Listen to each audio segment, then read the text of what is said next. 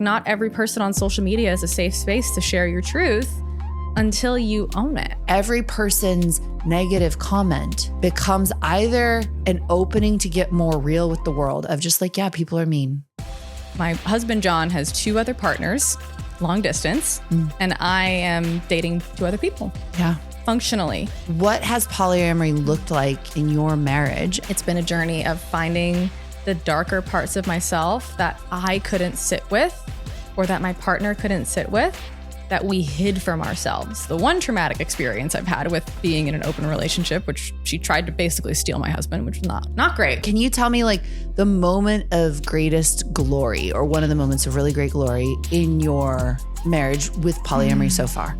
Oh, it's so good. I'm Layla Martin. I'm your host of This Tantric Life. This podcast is for you to learn about and be able to use the incredibly powerful system of Tantra in your life. I have been teaching and studying classical and neo-Tantra for over 20 years.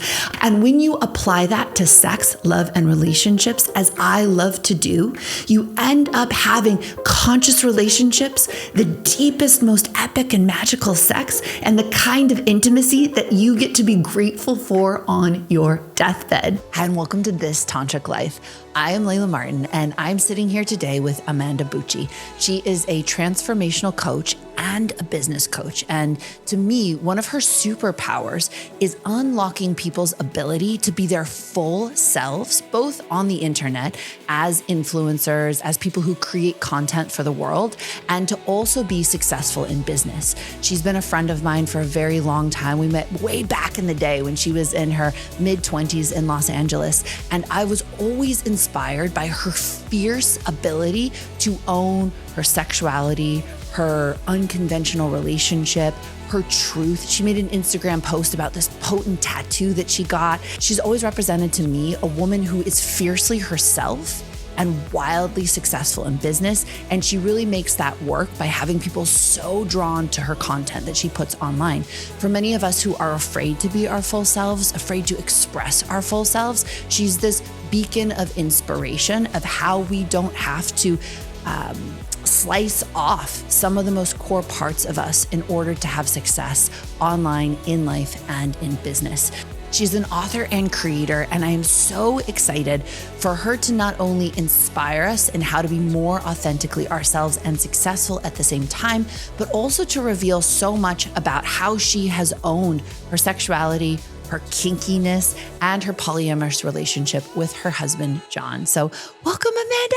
Thank you so much for having me. What an intro. I love you so much. Yes. So happy to be here. Yay. So I remember like back in the day, we were just talking about where you were like, wow, when I was like in masterminds with you in Los Angeles, I was like just 26 years old. And I was like, and you were always inspiring, right? You started out as a fitness coach. I remember looking at your YouTube following and your Instagram following. It was like in the millions. And I was like, well, damn, woman, damn.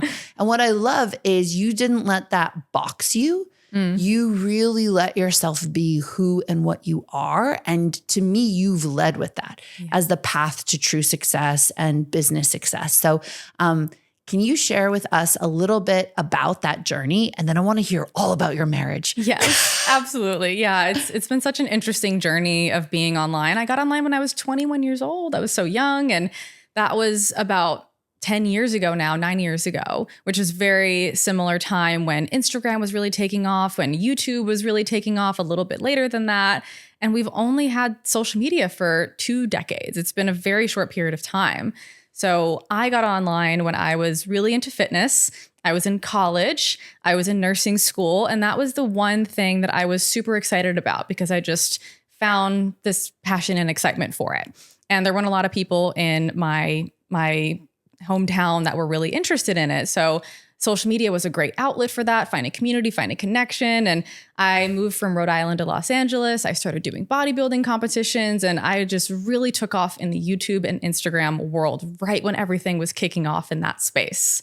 And it was magic and incredible and so cool. And I got brand deals, and I'm this 20-something-year-old person who was now in front of hundreds of thousands of people sharing very personal vlogs of my life, of my anxiety, of my boyfriend, of my friends, of my travels, of my ups and downs with dieting.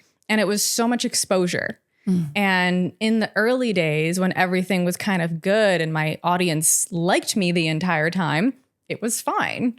It was fun and all fun and games until I got my first haters, until I got my first criticisms and feedback and people that were just criticizing the smallest things, like there's a sock on the floor in your video, or there's this or there's that, or, people say things. So there was this really interesting contrast of having lots of positive validation and plenty of negative validation. And that was my first insight into this experience of who do I want to believe when people give me feedback? And it really was this cool recognition of, oh, I need to have a really strong sense of self if I'm going to be this exposed, because millions of people could misunderstand you. Even just one person misunderstanding you could be a major throw from your center and have you question yourself. And we all go through that, and it's very intense. So I've had many periods of shifting and adjusting and changing online. And my first big one was shifting away from the fitness industry and into the business space. In my personal journey, it was like I had done so much about my body and shared so much about the ups and downs of my weight and my diet and my food and my workouts. And I just felt really called to feel normal and to not have to talk about it as much. And there weren't a lot of people in my space doing that. I was one of the first people in the kind of 2015, 2016 timeline in the fitness industry that really just called it. Where I was like, bye. Like, I have this YouTube channel that is great, but it's like a little graveyard. You can find that version of me over there.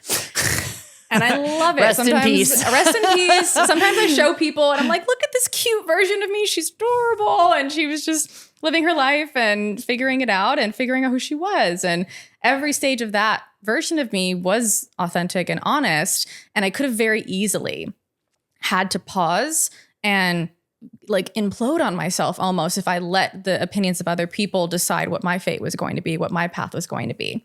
So I went on this journey of figuring out like, okay, I really feel called to do this next thing, but so many people are criticizing that or judging that, but how do I own it? How do I just own it fully without overcompensating? There was definitely a little overcompensating happening because there was this thing that got activated of like, now I need to prove myself and I have to be successful at business and I have to show myself and show other people that I'm not this person they think I am. So we go through so many different journeys of that in real life, but especially if you're an online content creator where you are just living your life, growing as a person, especially if you're doing inner work or you're navigating different growth-based experiences and you have a really good growth mindset in your life, then you're going to shift and evolve and change. And that is really beautiful. But there's this really interesting thing that happens when you're a brand, when your personhood becomes a brand, and then you have to either figure out how do I kind of be the face of my brand and continue on the path that I already have where I have products, I have assets, I have a team that's running these products and assets in this brand, or do I tear some of that down, pivot, readjust, and focus on my personal growth journey and figuring out what's most true to me, what's most authentic to me, what's most aligned for me. And I feel like my 20s were just like a whole masterclass on that. It was like the PhD and figuring out who are you? What do you really want to do? And what I learned is ultimately we have to be accepting that we're always going to grow and change. Change is such a constant. I'm here to let you know that if you want to stay connected to my teachings and if you want to support this podcast, the best way to do it is to sign up for my email list. Email list sounds old school, and yet it is where I share my most intimate teachings, the path, process, heartbreak, and triumph of my life, and so much of the content that I make for you on a regular basis. So the way you get on the email list is by heading over to laylamartin.com, put your email address into any of the boxes. You can also sign up for cool practices like sex magic or energy orgasm, totally free. Heading on over to laylamartin.com, signing up with your email address. This supports the podcast. It supports this entire work and is the number one way for you to receive the highest teachings of this path. And I love what you're saying from the perspective of anyone listening, because you and I can talk about what it means to reinvent yourself and be online. What it means to reinvent yourself with the pressure of making payroll, right? What it means to reinvent yourself when everyone on Instagram's got a fucking opinion, right? And we can also talk about the enhanced pressure of putting yourself out there when people are going to comment, when people have opinions, when people have projections. And yet every person listening knows what it feels like to be afraid of reinventing yourself, even in your own life. Yeah. Because what's your family going to say? What's your partner going to say, or the people you're dating? What's your friend group going to say, right? What we're talking about is a bigger picture, sometimes with a little bit of added pressure, but everybody knows that feeling of like, if I lose weight or gain weight, what are people going to say? If I get way sexier, right? Or like have a baby and disappear for a year, like what's everyone going to say? What if I get divorced? What are people going to say? What if I change jobs? What are people going to say? And I know that so many people are thinking of, when they put themselves online and, if I own myself, what am I going to, like, what are people going to say? And so I love that we get to talk in these like details, these nitty gritty details, because that choice, every single one of us faces that every single day. If I say that, if I dress like that, if I do that, what are they going to say? What are they going to think? And so let's get really detailed about how you and I got good at overcoming that pressure. You mentioned, people making Instagram comments, and you have to be really strong in yourself.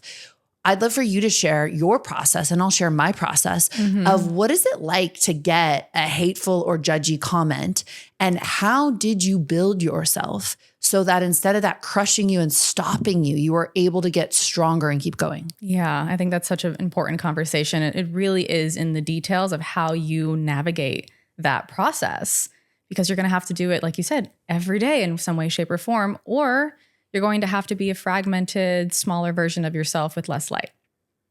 1000%. Yeah. We want to be bright. So let's talk about it. Pick your poison. So I'll share an example of when I shared for the first time that I was in a polyamorous relationship. Yeah. And so triggering for people. Oh my goodness. So triggering. So it was a really interesting social experiment. 1,000 comments under this post. I made a blog post just explaining. I was like, there's so much context and there's so many things to say. How do I even explain this to people? And I think people had a vision or a version of me that they thought I was in their head, like a straight monogamous, like, a cute fitness chick. Whatever. Yeah. It's like, just show me how to squat. Cute. And now she's like fucking other people. And like, what is this now? I'm thinking of her in a different way. Who knows what people thought? But it was definitely nerve-wracking. And in my personal process, what I was going through and navigating was, is this even for me? So my husband, John, and I got together, and he was already openly polyamorous on social media. So I knew what I was getting into, but I had no previous experience, and I had no real clarity of if it was for me or not. And I had to go on a personal journey of figuring out, is this for me, or is this something that I'm doing for him? And I've never been a person to just bypass my authentic self and do something simply for another person because I'm scared of losing them. A lot of people have that experience, and there's lots of codependency to navigate, but that wasn't my experience at the time. So I was like, I'm going to go on this journey and figuring out, is this me or not?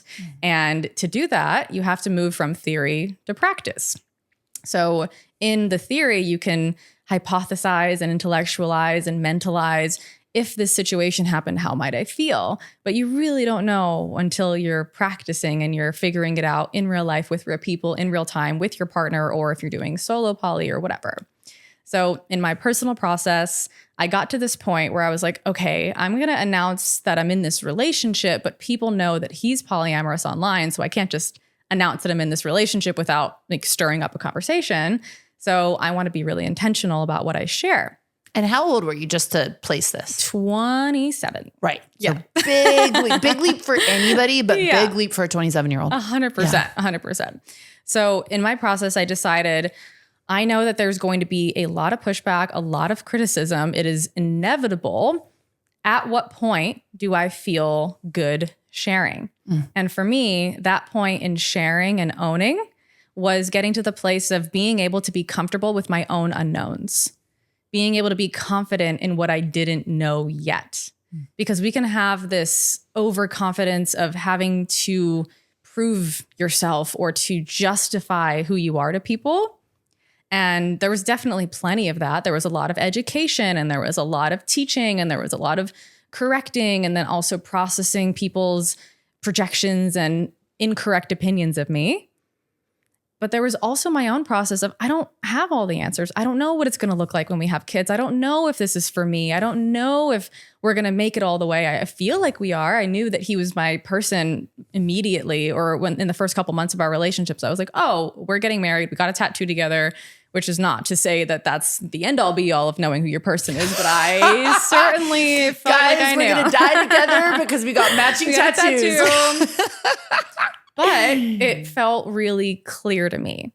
So I had to get to a level of confidence within myself to know, even if I get pushback, how can I be okay with myself in that process versus getting so thrown from my center and having to be in an extremely dysregulating experience where you might not be ready for that. Like, not every person on social media is a safe space to share your truth until you own it, until you get comfortable with it yourself.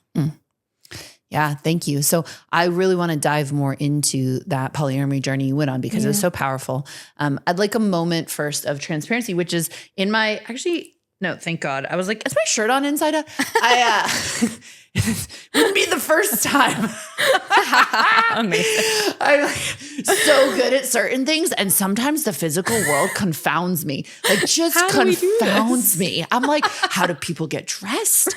Like, how does the faucet work that way? Podcast about that. I can mastermind a team and a tantric retreat and an energy orgasm, but I'm like, yo, getting the pants on in the right direction sometimes is challenging.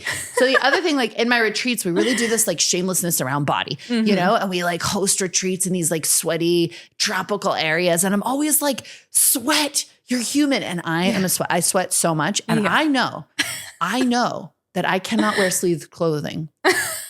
I know this about myself. And yet it is like, what, 102 degrees outside right now in Austin? It is blazing hot. And you know what I chose? I chose a sleeve top. And I'm literally already sweating. We haven't even gotten fully started yet. Love that. And I am sweating down my own arms. So I'm just going to proclaim that to the audience. That. Also, my eye is twitching. You know, when you're like left, like it's just like zzz, zzz, zzz. And my self-consciousness in saying this is that I am recording these podcasts in a little batch right now. They're going to be spread out over time. Yeah. We're going to start being like, is Layla okay?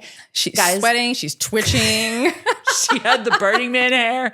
And here we go. It's been 36 hours. So you're going to watch me over an extended period of time in my 36 hours of mild stress. I'm good. I've got this. She's good. She's a boss bitch. And my eye is twitching. With a twitchy eye. Like, let's do this. Let's do this. All right. So, all right, here's my journey. And I think this is so important to break down because I think it's so helpful in how do I be myself, right? And so many people look to me and you as beacons of aliveness and personal expression, right? And how we meet those challenging moments is so much about whether we choose to continue, as you said, becoming more of our light, more of our truth, more of our bigness, or if we choose to shrink. Yeah. So when I first put myself online, right, and I started with YouTube videos predominantly, there were two different types of comments.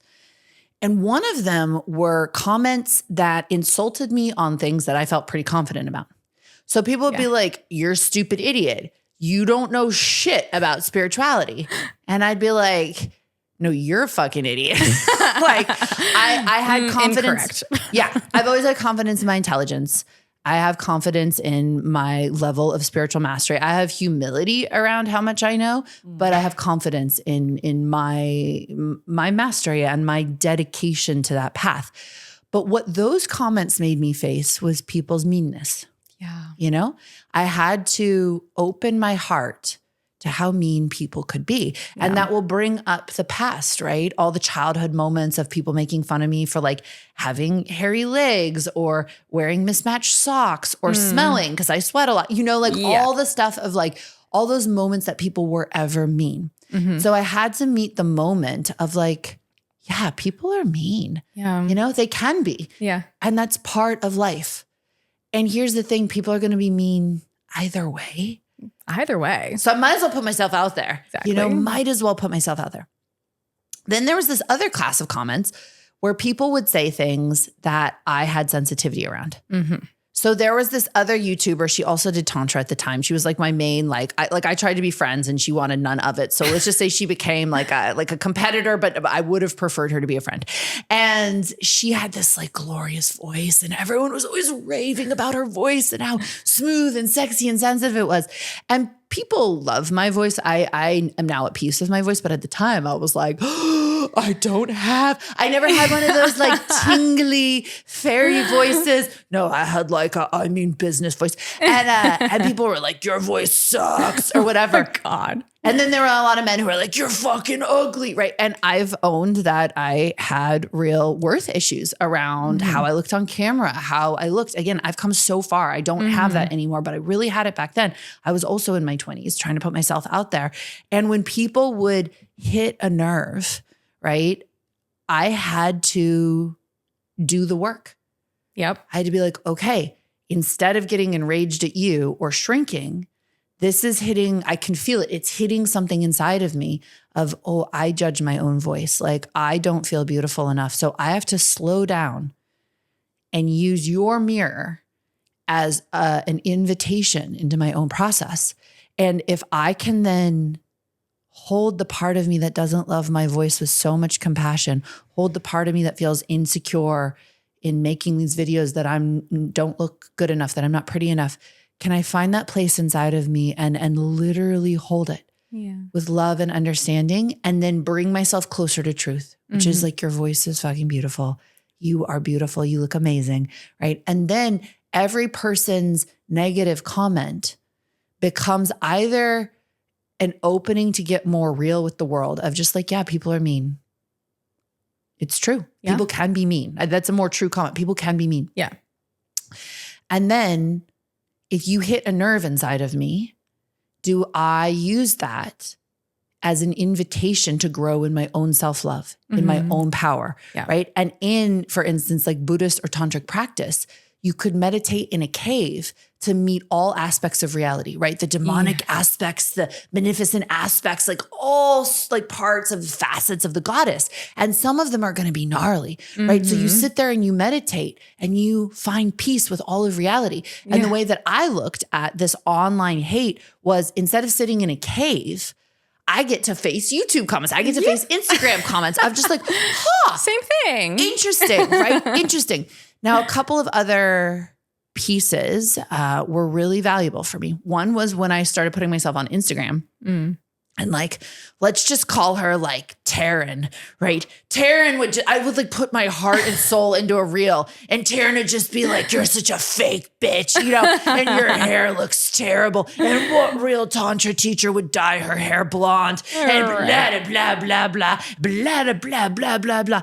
And back when those comments would touch me, and they don't so much anymore, like you do actually evolve. Yeah. I would have to sit there and really, I'd be like, wow, like I'm Layla, like I'm like a fucking powerful bitch. Like I built an empire. Like I have a lot of self-confidence, and like Taryn got to me this morning. Yeah. Taryn just hurt my feelings. And people try and be like, haters gonna hate. And like, you know, you like, you know, you're big when someone hates you. And I had to like take a deep breath and be like, it's not even 10 a.m. and Taryn hurt my fucking feelings. That is a moment. It's a moment. Yeah. But being vulnerable with myself and then normalizing it. Because I think there's this idea of like, oh, I should be bulletproof. Right. And as someone with a lot of privilege, like it's a privilege to even have people pay attention to me, right? Playing like the victim of like, oh, people are mean to me, you know, like that doesn't feel good. It doesn't work. It doesn't resonate with people. It doesn't resonate with me. But a true, honest, like, you can hurt my feelings. I'm a human. You might be a Russian bot. I don't know. Right. You might be getting a divorce. You might have had a bad night last night with your fucking Hinge date. Like, I don't know what's going on in your life, but it doesn't matter to my nervous system that you're having a projection and you're having a hard time. Like, you hurt my feelings. Yeah. And what really helped was me being like, we can all get our feelings hurt on the internet. I don't know anyone whose feelings don't get hurt. Yeah. And that would open my heart. And I would be like, oh, I can just sit here with this sensitive part of me.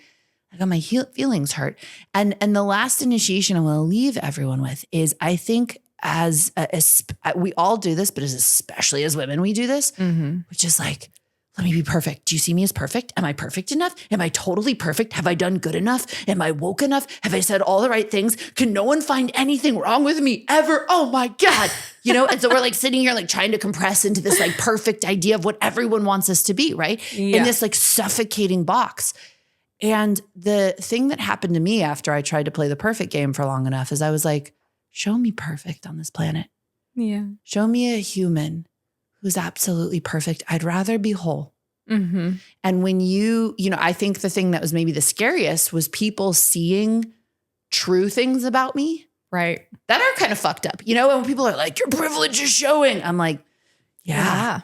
It actually is. And like, correct. What do you want me to do? Like stick my tail between my legs and run away screaming? No, I'm just like, yes. Yeah. The world isn't perfect. It's unjust. It's unfair. And what I use these comments as an invitation to do is to honestly self-reflect, to be whole in myself, to see my impact, to see the truth of me, but never to tell myself the toxic lie that I should be perfect because no one is. And in my wholeness, people are going to see my shadow. Yeah. And what does it look like to feel comfortable with people seeing my shadow, right? And that used to be really terrifying for me.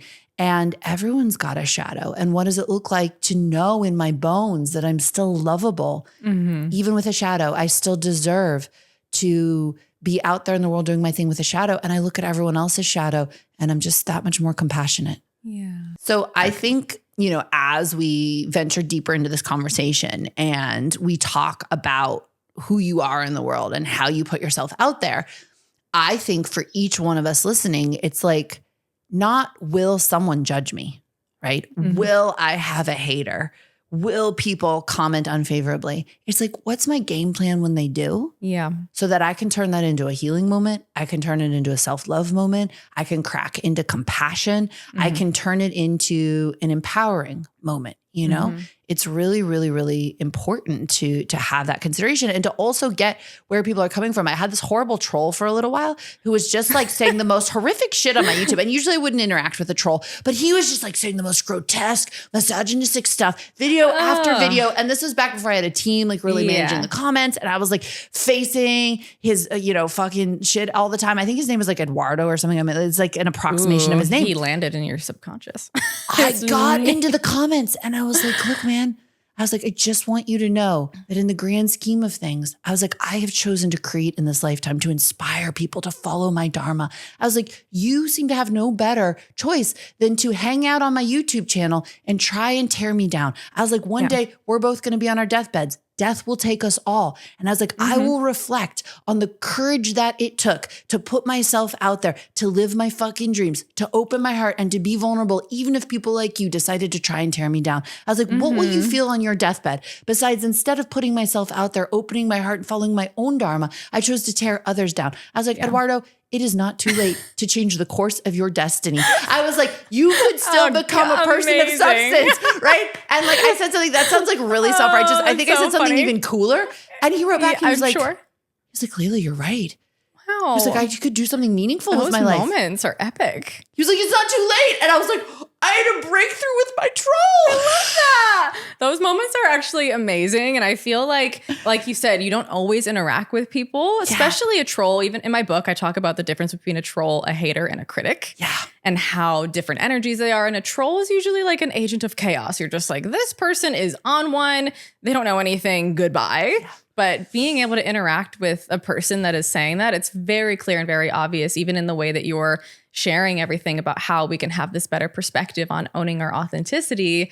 There is a certain energy that's very obvious of if you're in that position doing that thing, you clearly are not looking inward. You clearly have less love for yourself and your own process and your own dreams and your own thing. And there's a massive projection happening. Yeah. And like you said, it's not always time to interact with those people, but when you do, sometimes they can be really transformative. So I love everything you shared about being compassionate with yourself and releasing judgment and using every little moment you feel activated by someone's message or someone's comment as the self-work moment. Yeah. I've done the same thing. Every turn, every twist, every moment that I was facing a shadow within myself around being seen or witnessed in something that maybe people hadn't seen or witnessed me in yet, or a version of my life that was a little lower or a little less bright, especially with social media. We can end up putting on these big productions and bringing that transparency in, even in this podcast. We're like, I'm sweating, I'm this. It just clears out the belief that any one of us are actually on a pedestal. Yeah. And I love being in intimate, close relationships with people because it helps me contextualize. Yes, everyone has a shadow. Even the biggest influencers, the biggest people that you think are the best at everything and have all their shit together, everyone's got their shit. Everyone's got a shadow and a version of darkness that they're working through and their own things that they're facing. And it's just that we tend to not put that online because of how much courage it takes to do that. And in my process with social media, what I found is my part of my dharma is actually doing that, to be a beacon of light for what that can look like for other people to do that in their lives. And I found myself at every twist and turn or every shadow, I'm like, okay, it's time to put that on social media. And that's not the case for everybody. That's not going to be everyone's journey to share every single story. And there's still things that I haven't shared that are important to keep private. There's a difference between privacy and owning what you want to keep sacred. Yeah. And finding what is the teaching moment or the story that will help me feel authentic in my brand or just with the people that I want to be close with. Yeah. So I know a big piece for you and what you've shared that's been challenging has been your journey with polyamory. Yeah. Can you tell us more about that? I also know, you post a lot about like, we've had like heart-wrenching late night conversations, like what has polyamory looked like in your life, in your marriage? And then what was it like to share it with the world? It has been beautiful. It's been one of the most cool journeys I've ever been on. And to encompass it in a brief message, it's really the journey of overcoming insecurity, finding secure attachment within yourself, and getting to this place where you love so openly that you recognize that every human and every individual isn't a possession, isn't something to own, isn't a person to tie down, because you are scared of what might happen if they leave or if they grow or if they change or if something changes. And it's been this really beautiful representation of how authentic can we get? How true to our hearts can we get? And non-monogamy isn't going to be everyone's truth of their heart journey, but for the people that feel like it could be, or there's possibility, or even the people that find themselves in love with someone that's outside of their marriage or relationship. And we're like, oh my God, this is the most terrible thing I could ever do. And there's so much shame around it. And I've had those feelings where I'm like, I must be the worst person in the world. I must be so terrible. This is something that society puts in this box of like irredeemable, bad human. If you have these urges or this interest or this thing, then you must just be the fucking worst. Like you must be a danger to people. And loving other people isn't a danger to people unless you don't know how to navigate it well. So it's also been a journey of integrity. It's been a journey of finding the darker parts of myself that I couldn't sit with, or that my partner couldn't sit with, that we hid from ourselves, that we couldn't bring to the space between us and the connection, that we felt so terrified to talk about or share with each other, that those aspects and those parts ended up being where we had big, difficult moments in our relationship, and we've hid things from each other and we've lied to each other. And then we came back together and we were like, what happened? Where did we go wrong? Why didn't you feel safe to share that with me? Why couldn't you be honest? Even in an open context, there's still going to be parts of you that are so deeply ingrained, or like, this is wrong of me to have, or this is going to hurt my partner. This is going to be difficult for them. And one of the most beautiful things that I think anyone can ever do in relationships is finding that moment of, this is going to be difficult for them, but it's my truth and it feels honest to me. And honesty is so much more powerful than people pleasing and placating and hiding diminishing aspects of yourself just to maintain the connection. And of course, there's so much in relationships to think about when it comes to security, stability, feeling safe. But man, what is it to feel secure and stable and safe if you can't bring a part of yourself into your relationship? if you can't even have the space to share. And I love talking to people that are exploring non-monogamy or even monogamous people that are like, I'm so happy that you share about this because we're never going to be non-monogamous, but at least I can talk to my partner about this actor on TV that I think is hot or whatever. And like, that doesn't have to be weird. It can just be cool. We can acknowledge this human thing that happens for every single person. And we can have it as a moment to rebuild trust and safety with each other, to connect even deeper with each other. John and I have this saying, more is more. So when there's another person that enters the picture, or when there's more that we want to give outside of the relationship, how can we give more in the relationship?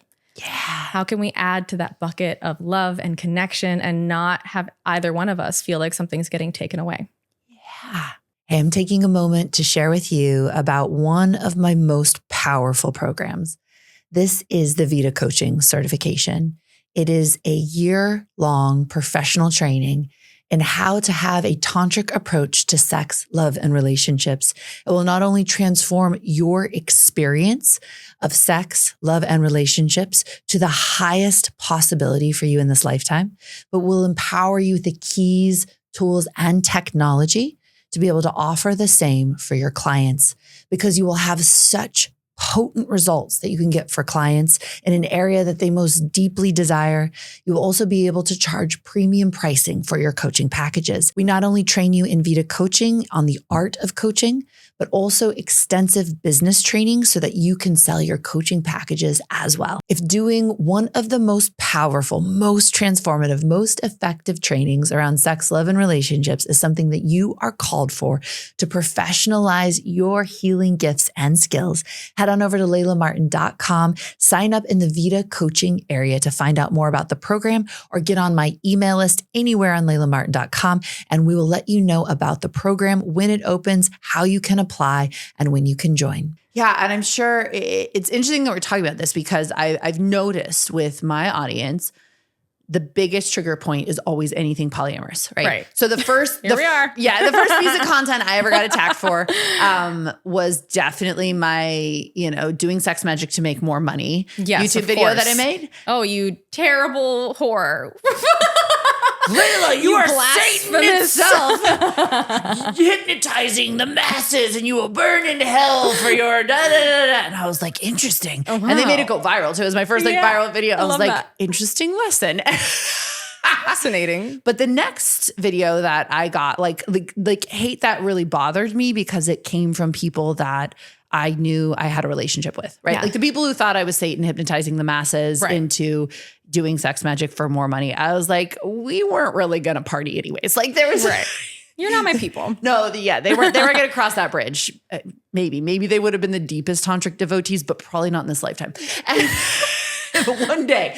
So anyways, when I made a video about how to have a threesome, there was so much rage and anger, and, people unsubscribing and people being so triggered. And that was the first real challenge for me around owning something that was true for me and feeling people that I knew could hear my message, but would probably tune out because of something true about me. And I think as a leader, that's something I've always considered is, am I a bridge, right, that lets people reach these teachings by being more safe, by being like helping people feel more comfortable?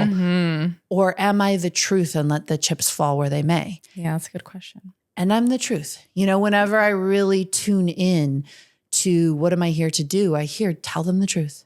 Tell them the truth. Yeah. And, people are always asking me, are you polyamorous or monogamous? I actually mostly am fairly functionally monogamous. I actually call it California monogamy. Yeah. Me and my partner. Amazing. Me and my partner will make out with a hot friend, Perfect. Yeah. California monogamous. California monogamous. Like, that's very funny. Maybe there's certain, communities of people where that would never qualify as monogamy, but in our community, yes, that can be about as monogamous as it gets. Makes sense to me. I personally. love what you I love what you share, which is I think too rigid of monogamy will strangle the aliveness in a relationship. And what I mean by that is you can never look at another person. Yeah. You could never flirt with another person. You can never have a friend that's of the opposite sex. Yeah. How dare you ever have any sort of feelings for another person, right? It hurts my heart. Yeah. Ugh, loss of love, lack of love. Oh my God. We can be devoted to one another in a sexual container and still own that we are human. Yeah. That someone's going to be sexy, right? Yeah. And there's a difference between, could I have like the lightest of flirtations, but still be deeply devotional to my partner? Mm-hmm. And am I being like, irresponsible and disrespectful by being like messy at a party or whatever. Like, we're not talking about that. We're talking about, can you own that your partner is a sexual being and their sexuality will never just be towards you, because that's not true. Yeah, it's just not. Their feelings, right? Their energy. And so I'm a big proponent of us actually having boundaries in relationship that aren't just sexual, but also energetic. Mm-hmm. Me and Andrew were always very clear. You can be as energetically open with someone as you want. You could have an energy orgasm with someone. You can be super flirtatious at a party. But when it comes to like making out with someone, actually making out we're okay with, but when it comes to like putting a hand inside someone, going farther than that, like, no, absolutely not. Right. So that's where kind of the California monogamy, like, we would never sleep with anyone else. We would not hook up with other people without each other. We wouldn't date other people. For the vast majority of our relationship, but like we could maybe have a little makeout, California monogamy. And I haven't been very functionally polyamorous in my life, but I've always been open to like what serves the container, what serves the eros of me and my partner. Yeah. I'm also truly bisexual. And what I mean by that is if I spent a lifetime not making love with women, something would be missing in my soul and missing in my life. Yeah. So I have to make space for my bisexuality to be fully expressed in this lifetime and to navigate that, because there's also no way that with a male partner, I'm going to be like, yeah, we can have threesomes with my hot friends. So you get to be with women, but I'll never be with another man, right? Like I have to navigate all these politics. Yes. And I'm pretty functionally monogamous. Like I've never dated anyone, I don't date people outside of my relationship. For the most part, I prefer to play with my partner, right? That's my truth.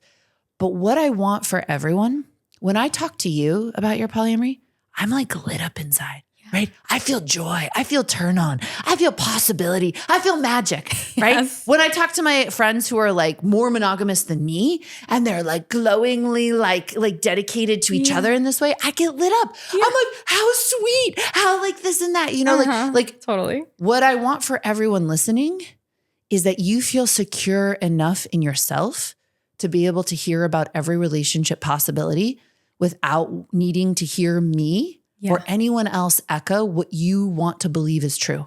What's 100%. True for you doesn't need to be true for anyone else. And if you feel super triggered by conversations of polyamory or conversations of openness or discussions of threesomes, then that's your work to do. Yeah. And what I want for us is to all be honest enough with ourselves and true enough to ourselves that we can say the relationship path I chose was because it was true, not because it was buried under a bunch of lack of self-worth, a bunch of terror, a bunch of patriarchal conditioning, that if my man were to look at another woman, he's going to run away and I need him. So like, I'm just, a ring on the finger, that sort of thing. Like, let's fucking eviscerate that with our practice and with our power, right? And I also don't want anyone getting talked into polyamory, because that happens too. 100%. Like that's fucked up too. Yeah. It is not more moral. It does not make you more woke. It does not make you better than anybody. It's not more tantric. It's not more spiritual. It's just different. It's just different. Yeah.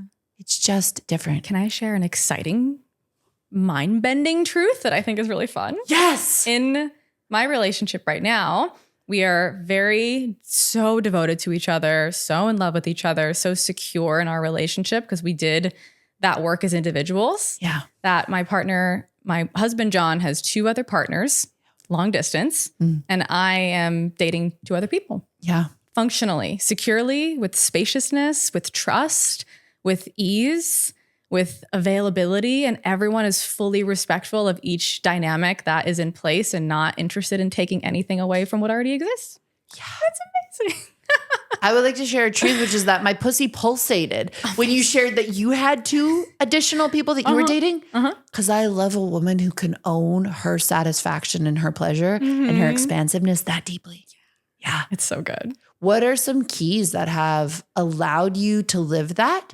And when you said like, look, I had to overcome unworthiness, I had to become secure inside myself. Can you walk us through what that process looked like? Because we could all 100%. use that. Monogamous, polyamorous, we could all use some fucking self-worth and secure attachment to self. And even hearing, like, if this were me and I heard someone had each partner had 2 other partners, I'd be like, what in the actual fuck are they doing? Like, that sounds insane. Who can manage that?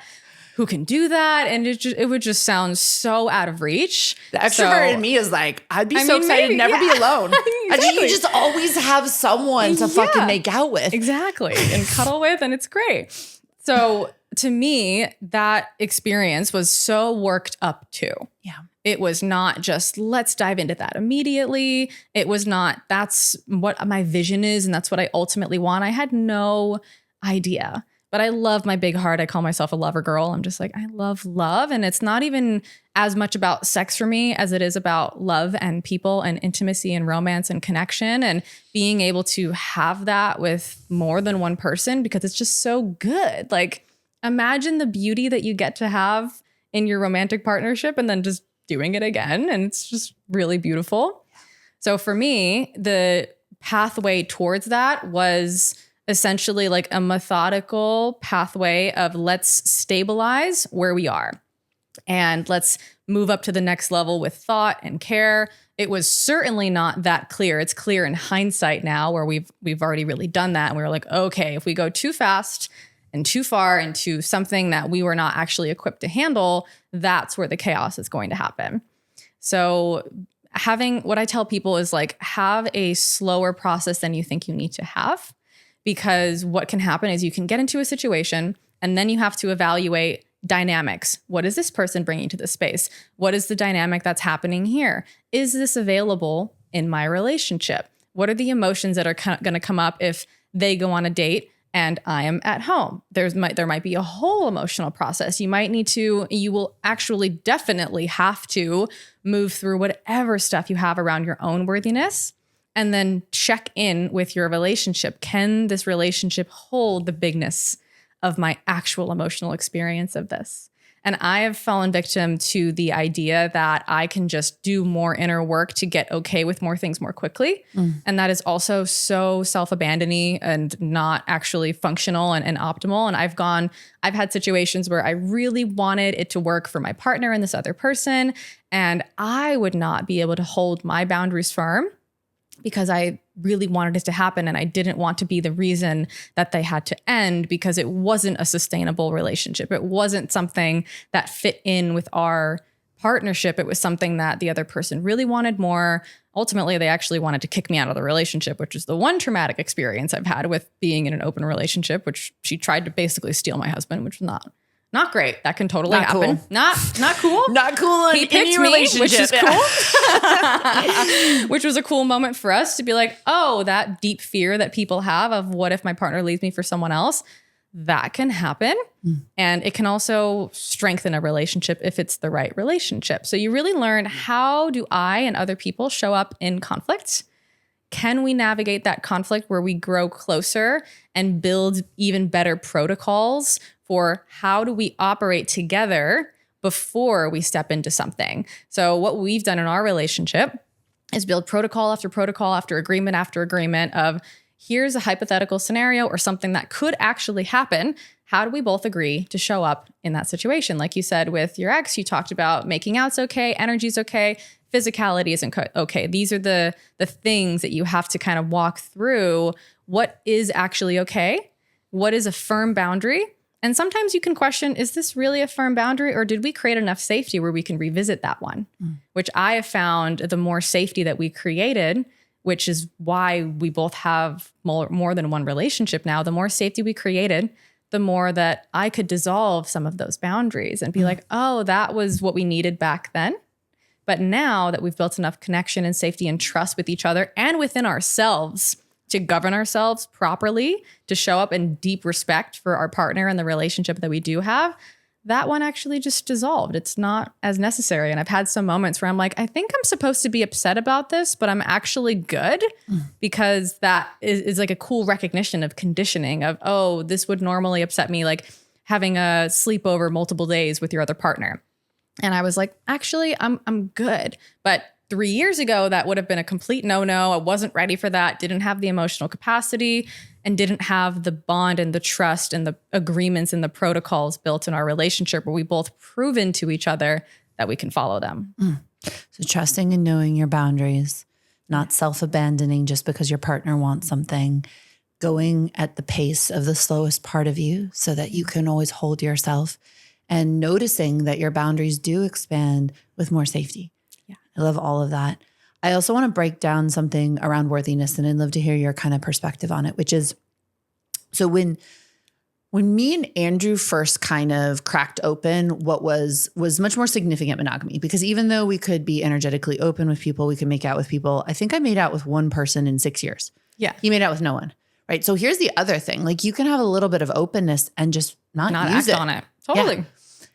When it finally became clear that we wanted to do a little bit of exploration as a couple, right? Like, what would it look like to have a bit of a threesome, to play a little bit with our friends in a play experience, right? Mm-hmm. And we're going to be very clear, and we're going to just do it in this evening, and we're going to be with each other and all of that, right?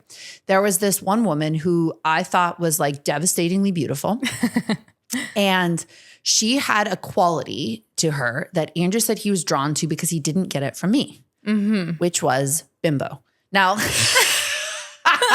this woman was actually not a bimbo. She was like fucking hardcore PhD, but she played it so well. Yeah, just an archetype or an energy. An archetype of like playful, and like she'd wear like pigtails to parties, shit I would never do. Right. And yeah, exactly. And she was so good at it, right? I'm not, that is not my archetype to play. I can play a lot of different archetypes. I can play like sweet and innocent, you know.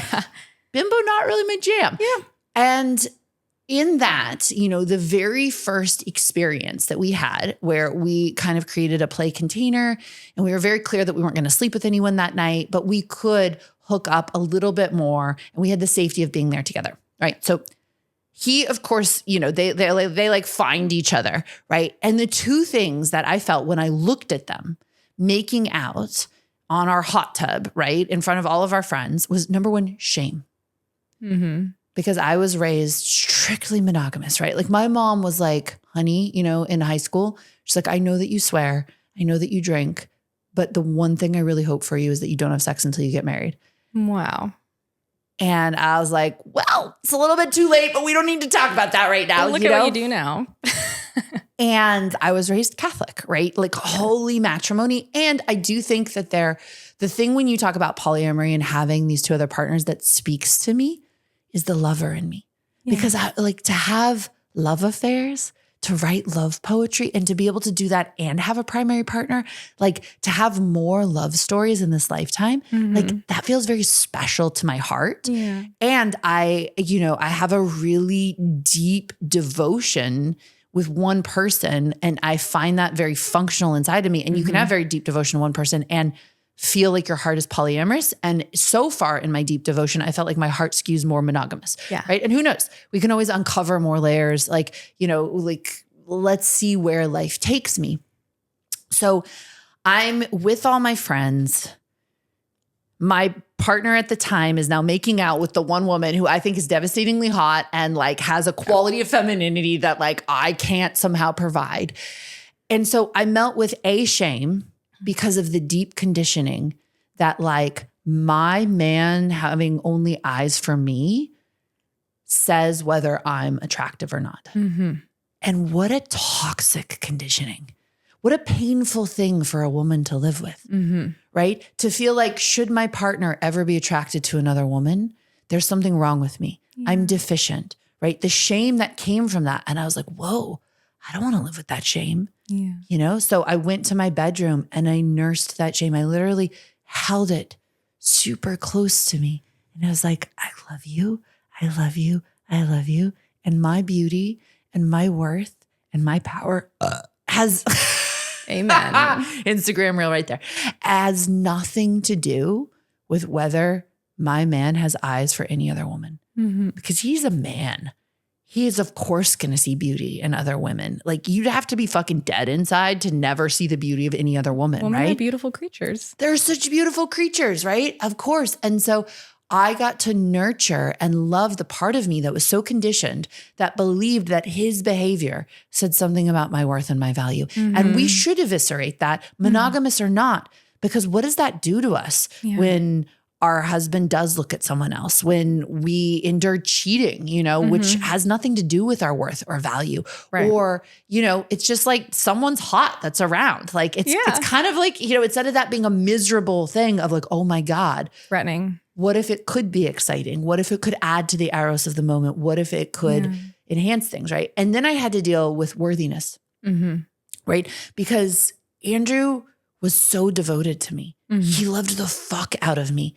And yet my worthiness was such that I was like, someone's going to offer him bimbo and he's going to leave, like our 6-7 years of epic partnership will just be done, right? And the truth is, if you're with a partner who would leave that quickly, right, then that is not the partner for you, right? Polyamorous or monogamous, right? We don't want monogamy to be hiding that. People are so terrified. Like, what if he tasted the sexuality of another woman and he left me? It's like, he was going to leave anyways. Like monogamy, we good know. that you turned it off early. Totally. Very good. Monogamy is no safeguard against the loss of your love and eros. You have to keep that flame no matter what. Yeah.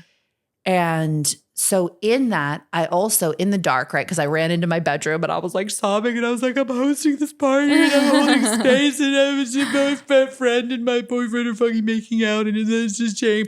And I was like, I'm going to hold myself. I could have asked them to hold me. I could have asked my friends to hold me, but I was like, no, I'm going to go and hold myself.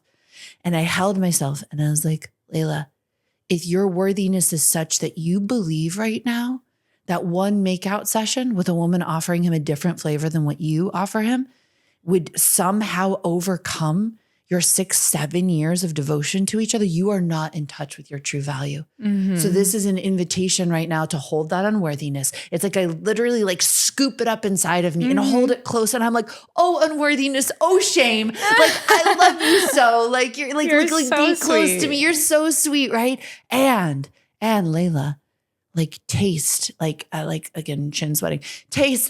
There's gonna be like, it's gonna be like they were having a really great conversation. My face is just like fucking melting. Yeah. And so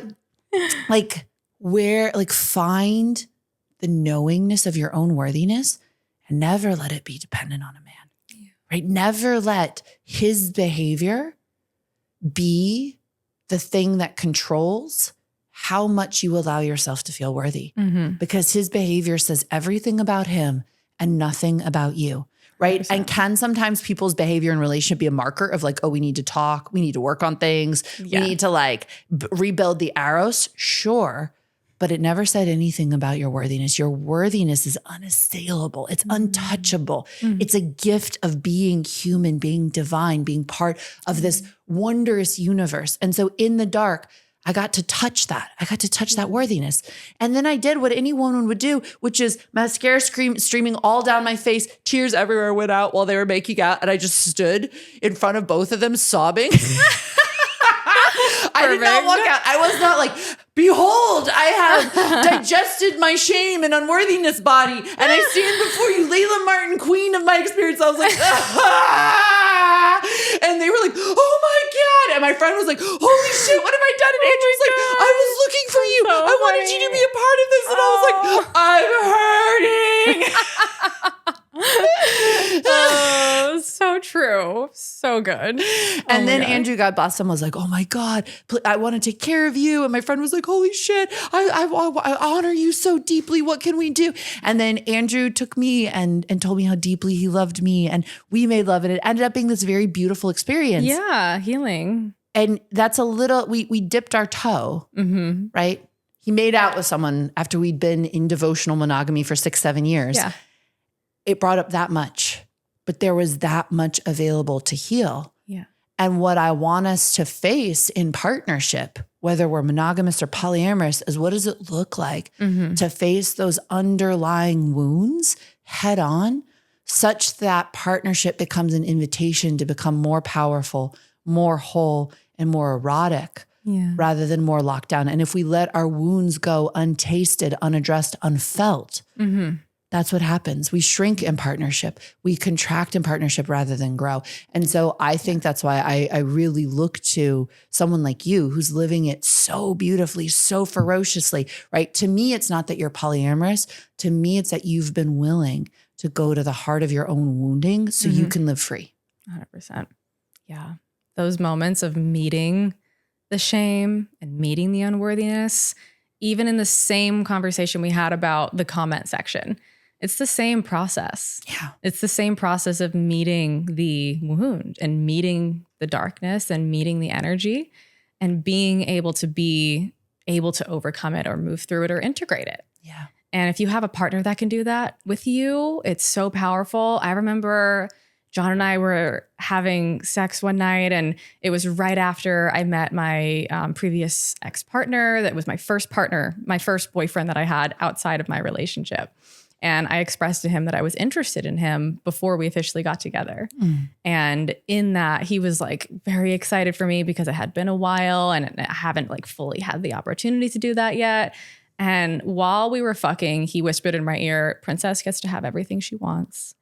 And it was so healing and incredible to be able to feel, because I was feeling shame. I was feeling, is this okay? Is this not allowed? Is this going to hurt you? Is this going to be something that deep fear that we have of, is this person that I'm attached to and I want so badly and I want this life, is this person going to leave? Is this going to be too difficult for them? Is it going to be too painful for them? And having it be flipped around and have it be a healing experience that corrects that, it just like dissolved so much for me. And I cried and I wept, and it was just so powerful. And the crazy thing that we get into in relationships is one person ends up feeling like they're too much and one feels like they're not enough. And the truth is neither of those things are true. We are whole exactly as we are. And I feel like one of the toxic legacies of our trauma-based culture and of patriarchy from the last few thousand years is that we have gotten into the habit of believing that our role in partnership is to cage our partner's sexuality, is to make sure that it is tightly controlled. Yes. Right? And then playing this game previously of like, I'm going to try and control you, you're going to try and control me. And then we're probably going to fuck other people on the side and no one's going to know about it. And I'm going to be real good at hiding it if I'm a woman, and I'm going to kind of flaunt it if I'm a man, right? Yeah. Okay. So what I would like to invite us all into is, what does it look like to be champions of our partner's eros? To see our partner's erotic nature as being as sacred as their heart. And I love in my current partnership, you know, he's like, I don't have a lot of desires outside of this partnership. I have lived my life such that I have fulfilled a lot of my desires, but I would like you to make a list of your top 10 desires. Whether it involves another man, whether it involves other women, whether it's just with me. That. And I'm going to make it my life mission to fulfill every single one of those desires in the next couple of months. So beautiful. And like, what would it look like if we switched the idea that we're here to be like, oh baby, like don't get too sexually big. Cause like, what if you leave me? So like, I know how big our love is, that your deepest erotic expansion and fulfillment can only serve our container. And I'm here to champion your eros. And that's why when, you know, some of you are listening and you're like, why would you ever let Andrew make out with one of your hot friends? Like, what kind of idiot? And then look, obviously you were going to cry. Of course, that's the response and reaction. Crying alone in your bedroom. That's what happens to women who let their boyfriend make out with their hot friends, right? And also they eviscerate their shame and unworthiness and then get, you know, even deeper devotional and sex with their partners sometimes, right? It could go, it's a fucking Pandora's box. Right. And oh my God, we forgot to drink Sex Magic. I've been enjoying the talk so much. So we're going to drink Sex Magic at the end. Amazing. As I'm like drenched, like it's just getting more and more drenched. Woo! You know what's hilarious? I'm actually wearing a sports bra. We don't even have to be wearing the shirt. Oh my God. No, liberate yourself. God. Holy shit. All right. Goodbye. Good Lord. All right. Love it. Yeah. Much better. Yeah. I have some of that foundation on my sports bra, but God, it's worth it. What a God, it's worth real it. Conversation. Let's get out of that Welcome box. to Out of the Austin. cage. All right. Yeah. You know, and people might be like, why would you ever choose into that? And the truth is, I was in devotion to Andrew's eros to the degree that my system was capable of allowing his freedom, which at that point was not to have sex with another woman, was not to go all the way with another one, was not to have a separate girlfriend. But I knew because there was a part of him who hadn't let himself be fully sexually expressed in this lifetime. And being my partner activated his eros. And he was like, I want to know what it's like to taste my own confidence with another woman. And I was like, I don't want to die without having 100%. you experience that. I want you to experience that. I love you that much. And it wasn't self-abandoning to say so. And I think that's a big part of this conversation is only do it to the degree that it's not self-abandoning, but find your truth in it rather than the conditioning of the rest of society. Yeah. Wow. Especially what you said about meeting your own system and meeting your own availability and being honest about that. Yeah. And it's such a dance to do that stage by stage by stage, whether you're in a monogamous container and the years go by and then you start to shift and change and be able to expand yourself to what's next, what's next, what's next. And it's being able to actively lean into the unknown and then use it as an opportunity to connect even further, to go even deeper with yourself and with each other. Yeah. This is sex magic.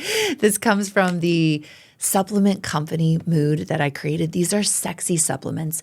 They are plant-activated formulations vetted by our all-female research team for efficacy, and they allow you to enhance the amount of pleasure and sensitivity you feel in your body. So sex magic is to be taken as a ritual before making love, before doing sex magic, before self-pleasuring, and it will enhance your sensitivity, will enliven your body. It kind of makes me feel like sparkly and a little bit glittery. It has vasodilation properties, which means you have more blood, which means you're going to feel more alive, feel more awake. And you know what? Real important, it tastes good. So that really beautiful purple color comes from blueberries. It's sweetened with monk fruit. So it's got no like artificial sweeteners in it, no sugar in it. And it's really damn good. So you can find it by heading on over to shopmood.com. That's shopmood.com. Finding sex magic. And if this is something you want to use to light up your sex life, please join me because it brings so much more pleasure and delight to living an erotically charged life. So I would love to hear just a few rapid fire questions before we wrap. Number one, can you tell me like the moment of greatest glory or one of the moments of really great glory in your marriage with polyamory so far? Oh, it's so good. They've been recently. Yeah. They've been moments where we are like, this is the coolest poly moment. Like, let's give ourselves a pat on the fucking back. Like, fuck yes. And just, we earned it, you know? Yeah. Like, we didn't bypass any of the super difficult stuff, like the make or break moments in our relationship where we were like, we have to step it up. We have to let go of our ego. We have to do better for each other. We have to do better for our authenticity and what we truly want. And to be fully expressed, to be free, you have to be responsible. Yeah. So we got to have these like, fuck yeah, we earned it moments and just being like, wow, like this partner's here and this one's here. And like, it's just available because we made it that way. Yeah. And what is something that you've expressed online while being a businesswoman that you're most proud of? Like, wow, I did that. I shared that. I owned that. And I'm still successful in business. I own sharing my money struggles and challenges that I've had where, man, I've been like pivoting my business and adjusting and refining it to be so true to my heart and really what I really want to do. And what that's looked like on the outside has sometimes been confusion or me wondering, do people think I don't get what I'm doing anymore? Or do I look any less put together as a business coach because I have built things and then changed them or adjusted them or failed at certain things? And ultimately, I am like living the fullest expression of myself, and what that looks like in relationship and business is going all in regardless of whether or not you're going to find out at the end that it's not exactly right for you. And there can be so many things that happen, whether it is, you know, adjusting your business and pivoting and then needing to go into a cocoon phase and needing to really be in the void of creativity and reconnecting to your heart and doing your healing in your relationship and being able to be in the fullness of your emotional experience and just own like, right now I need to be a little bit less financially driven and a little bit more heart driven and a little bit more connecting to my vision for what I really truly want and healing from burnout and different things that can happen when you're like driving forward efforts and ambitions and goals. And I am such an energetic, sensitive person. And there were so many times where I was like, I have to justify this and I have to explain it to people in a way that makes them still see me as an authority. And some of my favorite moments online have been the moments where I let myself just be a human and let myself just be a person that, yes, I'm sharing wisdom and teachings and I'm so happy to do that. But I don't want people to pedestalize me to think that I just have it all together all the time and that I have every single answer there is. And I like having answers. I love that. And then there's a part of me that I've had to grapple with that has needed to let go of the idea that I have all the answers, because of course I don't. I'm 30 years old. There's going to be so many more things that I'm going to go through and grow through and change my perspective on. And I'm so excited for all that. I made this one post that I was like, I am so excited to be 39 and 49 and 60 and just, I can't wait for that. And I'm not in a rush. Also, like, I'm going to be 129 and not have all the answers. I love that. God. I'm going to be 129 with you. Yeah. I'll be right there. Going to 130, baby. Those NAD shots. Yeah. Woo. And then maybe they'll upload me into a robot. We don't know. My consciousness, that'd be so fun. Yeah, you can keep it. Just survive and then turn into a robot. Okay, last question. So your post about your tattoo really touched me. The one yesterday? No, the one, it was like a few months ago. Okay. Yeah, you posted I've got a couple of tattoo posts. So. Oh, okay. You posted a tattoo that was really about like the wholeness and like the claiming of wholeness that just like really moved me. So I would love if you could just express that feeling of what it is to claim your wholeness to yourself and to the whole world. Beautiful. I forget which one it is, but if I'm thinking of the right one, it might be my tiger one. Where It's your tiger. Okay. I was talking about how I went from this idea that I once thought I was going to be a person with tattoos. And this one turned me into a tattooed person. Yeah. Which are two different things. They're not the same, right? So in that process, I was getting tattooed and in the pain and the whole thing. And I was, even before, I was like, am I just going to get this massive tattoo that has no meaning? Like in your early tattoo journey days, every tattoo has meaning. And it's like, this has to mean this moment in my life that's so big and meaningful. And there's this joke in the tattoo world of like, first tattoo, consciousness, last tattoo, salami, means nothing, right? So getting this big tattoo that didn't actually have a meaning, I had to sit with this view that I had of myself as a person that just got tattoos versus a tattooed person. And it was just a silly little like mind spiral about identity for me. Yeah. And how I view myself and how seamless and how rigid we can be with who we think we are and how silly of ways that can show up of just being a person with tattoos or a tattooed person. And it was like my identity box was breaking in that moment of, oh, I don't have to be any of these boxed in things that I think I need to be. And like what a metaphor for whether that's my purpose or my sexuality or things that have deeper meaning to them. Yeah. This thing that seems so mundane and minuscule, that's a tattoo, was actually really impactful for me in breaking down the boundaries of my sense of self. Yes. And I think that is one of the most powerful journeys we can be on, is allowing our story of who we are to turn to mulch and the truth of us to be reborn in every moment. Amen. And I know for me, when I first started putting myself on my line in my 20s, like one thing that felt safe to me was that I was pretty monogamous, pretty straight, right? Had like a pretty handsome boyfriend. And when all of a sudden I was like, oh shit, like I'm like turning into a California monogamous queer sex witch who like makes out with my hot friends. And like, I was like, if I tell everyone, are they going to be afraid that Tantra is going to turn them into that? Because there was something comforting of being like, people really looked up to me by saying, oh, like I can do Tantra and be monogamous and, you know, be heterosexual, as though that's like some better thing, which is just such hidden homophobia. And I couldn't be happier. And Christianity. Yeah.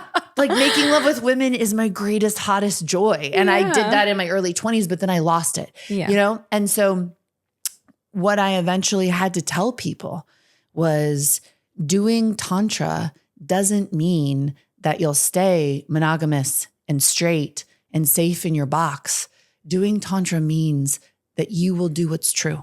Yeah. And if that's monogamy, and if that is heterosexuality, and if that is whatever shape box your identity thinks is safe right now, it will remain true. But the cost of opening to the courage of being alive is that you trade your mental certainty around what you think you should be for the truth of what you are.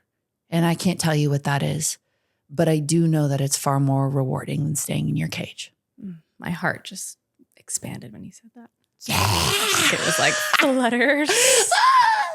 Well, Amanda, thank you so much for being here. This was so fucking beautiful and magnetic and sexy and fun and sweaty. And Sweaty. how do people work with you? How do they find you? Instagram is a great place at Amanda Bucci on Instagram, and my website's amandabucci.com, so you can find a bunch of stuff on there. So the practice I want to lead you through today is that internal practice that I shared when I was sobbing alone in my room, because it's so helpful. It's helpful in life, but it's very helpful in relating. It's helpful in dating, right? Which is when some part of you rises up and is clearly triggered, right? Now, what we're conditioned to often do is push that thing away. Like, I don't feel shame, or like, I don't feel unworthy, or we put it on a pedestal and an altar and we devote ourselves to it. I'm so ashamed. I'm so unworthy. And it's my partner's fault, right? Or it's this person's fault. This person I'm texting with on Raya or whatever the fucking story is, right? And we all do it. So I'm going to invite you to feel that the next time something uncomfortable arises in your body, instead of pushing it away or making it so precious that you have to make a big story out of it, what would it look like to literally like pick it up inside? You can even use your arms if you want to hold it close to your heart. So that's what I do with the scared, upset, triggered parts of me, is like, come close. It means that I'm not pushing them away. I'm bringing them close, but because I'm holding them, I'm loving them. I'm also not collapsing my identity into them, right? I'm feeling shame right now. I'm not ashamed. I'm feeling unworthiness right now. It's not that I'm unworthy. That distinction helps me from collapsing into the experience and then making a very unhelpful story about it, right? So I hold it. I listen to the story. I listen to the experience, because oftentimes these pieces arise within us because they haven't been heard. They haven't been felt. They haven't been loved. So I will hear them. I will love them. I will feel them. And then once that has passed, they're held, they're heard, they're loved, they're felt, right? I feel so much shame right now because I feel like if my boyfriend is making out with someone in front of everyone else, it must look like I'm not beautiful enough, I'm not good enough, I'm not magnetic enough to only hold his attention. I'm feeling unworthy right now because I think, he might leave me for just some fleeting moment with someone else. So I hear that out. I hold it. I love it. And then I come to my center, right? And this part's so important. It's not just loving the hurt parts of me or the young parts of me, right, that were created in childhood, but knowing my truth. Then I come to my center and I'm like, what is my truth about this situation? I don't have to feel ashamed. I'm actually a bad bitch for opening myself to this experience, for being willing to feel through my shame body and to know that I'm powerful enough to hold all of this. I'm not actually unworthy, right? I come to my center. I look at the experience of what's happening as though almost like a third party. And I'm like, what is true here? I'm like, I'm so worthy. My partner loves me so much. And even if he didn't, it wouldn't touch my worthiness, because that worthiness is inherent in who and what I am, right? So I take care of the really hurt or charged part. And then I come into my center. Like I literally make my beingness come into the center of my body, the center of the moment. And I tune into what's true, not what got conditioned from the past. And that's one of the gestures we can do internally to stop living based on our triggers, based on our conditioning, based on our most uncomfortable feelings inside of our body, and start attuning to our truth and owning that truth, which is a power stance in the universe. Thank you so much for being here. I love you so deeply, and I will see you next time. Thank you for listening to this Tantric Life. I am Layla Martin. This is the home for the realest conversations about sex, spirituality, polarity, conscious relationships, and all kinds of topics that help us live the absolute most incredible lives. Please check out the next episode please go ahead and leave your rating and review on Spotify or Apple or YouTube. It's so helpful when you do that. If you want to stay connected to me, the most helpful supportive thing you can do is to head over to laylamartin.com, sign up with your email address. That connects you to me if you want to study deeper with me, if you want to receive my deeper teachings. I do it predominantly via email. Finally, you can check me out on Instagram at @the Layla Martin. And thank you so much for being here.